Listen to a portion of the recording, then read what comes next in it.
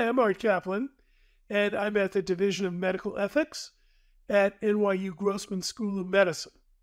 Well, one of the opportunities I have being here at NYU's medical school is I get to interact frequently with my colleagues and clinicians in various departments. And one place that I've had a close relationship over the years is with our Department of Plastic Surgery, a world-leading unit that pioneered or helped pioneer many of the procedures that are used to repair things like cleft palate. Some of you know that NYU is among the institutions, the few, that has attempted face transplantation.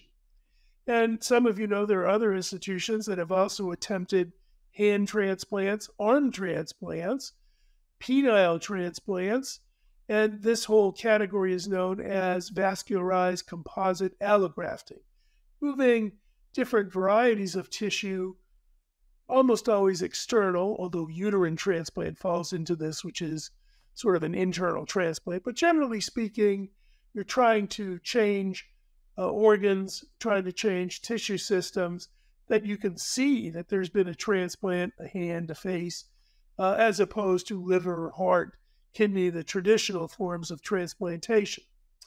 Well, one issue that comes up for these vascularized composite transplants is how do you think about the ethics? Recently, we announced at NYU that we had done a face transplant, but also transplanted a whole eye from the donor. And there was a lot of amazement at the technical achievement of being able to make that happen, and it's an amazing thing to get that to happen. One of the reasons it was done was the person needed it, and they were going to be on immunosuppression because they were going to get the whole face transplant too. So the drugs that can be harmful, harm kidney function, take a toll on the recipient of a heart, liver, kidney, or face, or hand. They're going to be administered anyway. But it does raise the question, what about someone who just wanted to transplant, have an eye transplanted for cosmetic reasons, maybe even hoping for a functional restoration of vision? And that certainly comes up in thinking about eye transplantation. So I've discussed this a lot with experts here and taken a look into the literature, and this is how you would think through the ethics of a brand new, novel possibility, eye transplants.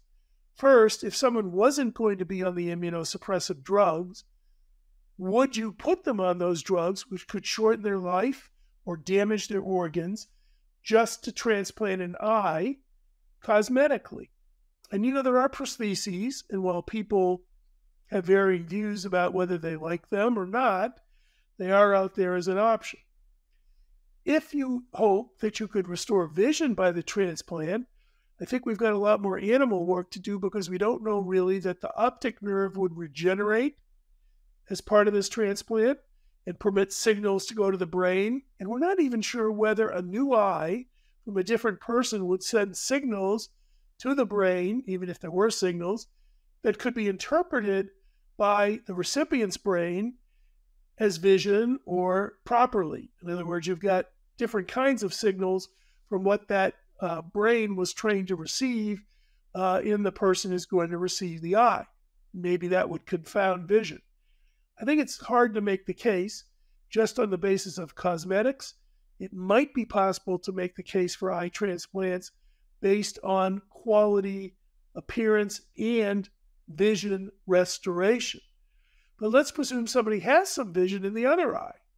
Well, there you get into a difficulty. My ophthalmology friends remind me, sometimes operating on one eye can damage the other eye unintentionally, but it can have a negative impact on the seeing eye.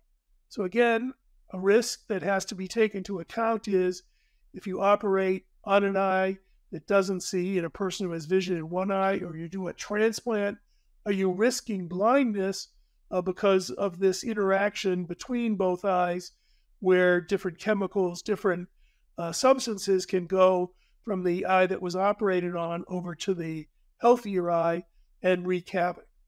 So there's a lot to think about in this area. Despite the technical achievement that was done in moving the eye along with the face. I'm not sure yet we're ready for prime time with respect to eye transplantation. Do we need more study in animals? Yes. Can we hope for better improvement in nerve regeneration, trying to use chemicals to facilitate that so that the optic nerve can reattach to the brain in the transplanted eye and get signals going? That's absolutely something we should be doing work on too. So I like the whole area of hand, face, limb transplants. I think they can benefit many, and I think they're moving toward almost being understood as therapies. But sometimes if you're transplanting just for quality of life, not for functional restoration, the ethical equation becomes a higher bar to meet. I'm Art Caplan at the Division of Medical Ethics at NYU Grossman School of Medicine. Thank you very much for watching.